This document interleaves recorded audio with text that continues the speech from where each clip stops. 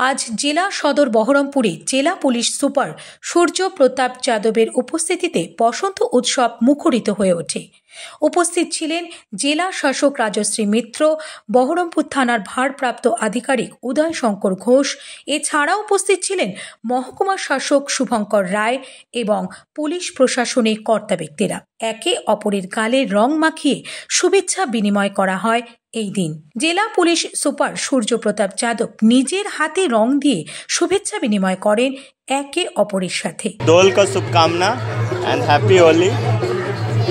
Murshidabad police side থেকে প্রত্যেক আমাদের মুর্শিদাবাদকে নাগরিককে আমি হ্যাপি হোলি জানাচ্ছি।